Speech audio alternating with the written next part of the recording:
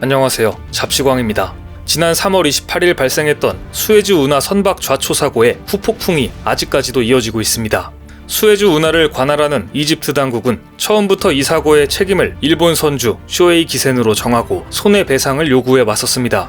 오사마 라비 수에즈 운하 관리청장 역시 강풍이 주요 사고 원인이 아니었다며 기계적 결함이나 사람의 실수가 개입했을 가능성이 있다고 밝혔는데요. 라비 청장은 선박 사고로 이집트 측에서 하루 1,400만 달러, 한화 약 157억 원 정도의 손실이 발생한다고 추정했었습니다. 이후 천문학적인 손실이 계산됐고 이집트 당국은 일본 회사에 1조 원의 손해배상을 청구했습니다.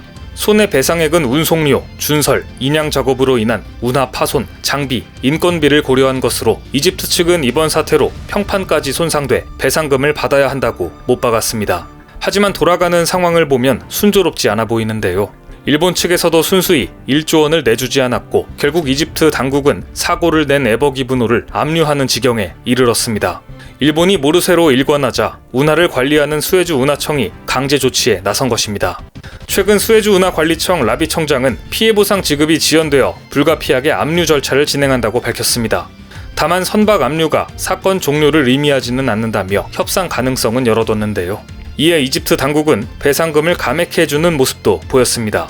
지지통신에 따르면 이집트 수에즈 운하청이 쇼에이 기센 선주에 대해 손해배상 금액을 당초 9억 달러에서 약 6천억 달러, 한화 7천억 원 정도로 감액해 제시했습니다. 하지만 일본 측은 여전히 버티기로 일관하고 있습니다. 쇼에이 기센 측은 여전히 불합리한 청구라며 근거도 제시되지 않았다고 주장하고 있기 때문입니다. 상식적으로 생각해봤을 때 전세계 바닷길이 꽤 오랜 시간 멈추었는데 1조 원도 많이 봐준 것 같다는 생각이 드는데요. 하지만 일본 측에서 이마저도 받아들이지 못하면서 결국 법정 싸움으로 전개되고 말았습니다. 그런데 얼마 전 법정에서 일본 측의 뻔뻔한 주장이 이어지면서 이집트 당국을 크게 당황시켰습니다. 수에즈 운하를 막았던 에버기브노 선주가 재판에서 사고 책임을 오히려 수에즈 운하 당국에 돌린 것입니다. 로이터 통신에 따르면 일본 쇼에이 기센 측 변호사들은 최근 열린 항소심에서 수에즈 운하 관리청이 나쁜 날씨에도 에버기브노 수로 진입을 허용했다며 잘못이라고 주장했습니다. 그러면서 사고 당시 에버기브노 크기에 걸맞은 예인선이 최소 2척 동반돼야 했지만 그런 일은 일어나지 않았다고 되레 지적했습니다. 이후에도 쇼에이 기센 측의 뻔뻔함은 계속 이어졌습니다. 쇼에이 기센 측 법률팀은 언론에 수에즈 운하 당국이 선박 과실을 입증하는 데 실패했다. 법원에 제출된 선박 기록을 보면 수에즈 운하청 수로 안내인과 통제센터 사이에 의견 충돌이 있었다. 수에즈 운하청이 에버기브노를 계속 압류하는 것은 법적으로 결함이 있다 등 언론을 통해 자신들의 억지 주장을 펼쳤습니다. 잘못을 인정하지 않는 일본이 가장 잘하는 뻔뻔한 여론전이 또다시 시작된 것입니다. 그런데 얼마 전 일본 입장에서 절망적인 소식이 전해졌습니다. 앞서 말씀드린 바와 같이 이집트 당국은 수에즈 운하에서 좌초돼 물길을 막은 컨테이너선 에버기브노를 압류 조치했습니다. 이 배를 가져가려면 배상금을 지급하라는 의도였는데요. 일본 측은 이에 반발하면서 수에즈 운하 관리청을 상대로 압류 취소 청구 소송을 냈습니다. 그런데 5월 24일 이집트 법원은 이 소송을 기각 처리했습니다. 쇼에이 기센 측 변호사들은 수에즈 운하 관리청이 에버기브노의 수로 진입을 허용한 것이 잘못이라는 주장을 폈으나 받아들여지지 않은 것으로 알려졌습니다.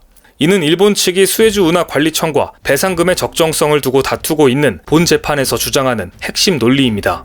하지만 이 논리가 법원 측에서 전혀 받아들여지지 않았기 때문에 본 재판에서도 같은 판단이 적용될 것으로 보입니다. 결국 이번 압류 취소 청구 소송 기각 판결로 인해 전체 재판까지 일본 측에 완전히 불리해졌다는 평가가 나옵니다. 사실 이 사고는 사고 원인이 명확하지 않기 때문에 논란의 소지가 있긴 합니다.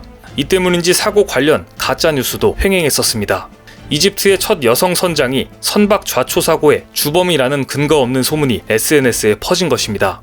이 근거 없는 소문의 주인공은 이집트 여성으로 처음으로 과학기술 해양교통대를 졸업하고 1등 항해사로 일하는 마르와 엘셀레으다였는데요. 사고 당시 그는 수에즈 운하에서 멀찍이 떨어진 알렉산드리아 인근 지중해에서 해상안전지도선 1등 항해사로 일하고 있었습니다. 당시 아랍뉴스는 이집트에서 처음으로 선장이 되기 위한 코스를 밟고 있는 그의 성공 스토리를 보도했는데 누군가 이 기사를 편집해 에버기브노 사고의 주범으로 둔갑시킨 것입니다. 문제가 불거지자 아랍뉴스는 곧바로 SNS에 유포된 기사가 가짜뉴스라고 해명하면서 이 사건은 결국 황당한 해프닝으로 마무리됐습니다. 개인적인 의견이지만 그간 국제사회를 겨냥한 다양한 가짜뉴스 살포와 로비를 통한 역사 왜곡, 책임 회피는 일본이 그 어떤 나라보다도 전문가에 가까울 정도로 잘 해왔던 분야이기 때문에 수에즈 운하 사고 책임을 이집트 여성으로 몰아가는 가짜뉴스도 혹시 일본에서 나온 게 아닌가 싶은 생각도 듭니다. 어쨌든 이집트 입장에서는 일본의 뻔뻔한 모습에 진저리를 칠 수밖에 없어 보이는데요. 이 때문인지 최근 이집트는 자국의 철도 사업을 위해 한국에 손을 내밀고 있습니다.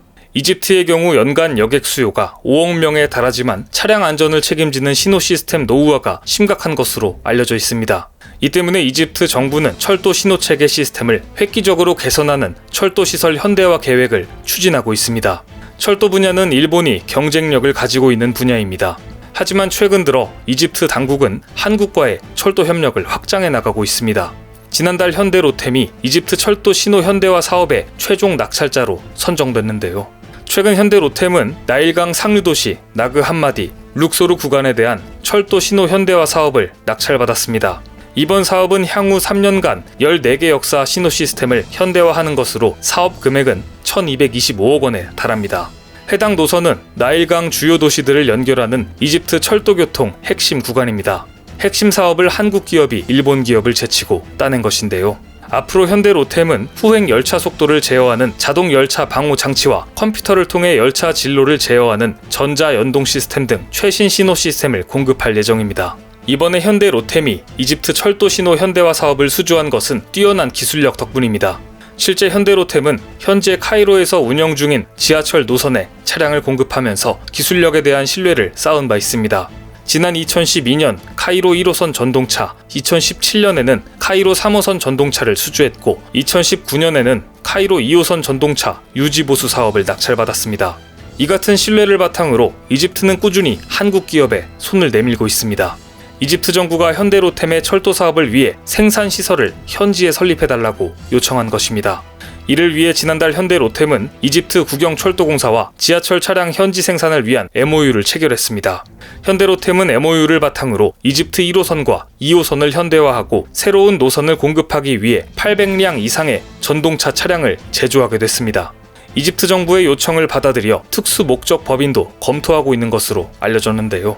카이로 지하철 1, 2, 3호선 전동차 사업을 잇따라 따낸 현대로템이 6호선 입찰전에서도 우위를 점하기 위해서입니다. 지난 12일 현대로템이 이집트 카이로 3호선에 투입할 전동차를 일부 공급한 것으로 전해졌습니다. 해당 전동차에는 50도 가까운 카이로의 더위를 고려해 에어컨도 장착됐는데요. 인도된 전동차는 현지에서 우선적으로 영업운전을 실시할 예정이라고 합니다. 이에 카멜 알 와지르 이집트 교통부 장관은 카이로 지하철에 투입될 9번째 열차를 전달받았다고 밝히며 기대감을 드러냈습니다. 이집트와 치열한 싸움을 벌이고 있는 일본과는 전혀 다른 분위기가 연출되고 있는 것입니다. 아무쪼록 사고의 원인이 제대로 밝혀져서 일본 측의 책임이 분명하다면 전 세계에 끼친 엄청난 손실을 제대로 보상해야 한다는 생각이 듭니다. 오늘 준비한 소식은 여기까지입니다. 댓글을 통한 여러분들의 많은 의견 기다리겠습니다. 많은 분들의 생각이 모였을 때 진정 가치 있는 지식이 완성될 것입니다. 시청해주셔서 감사합니다.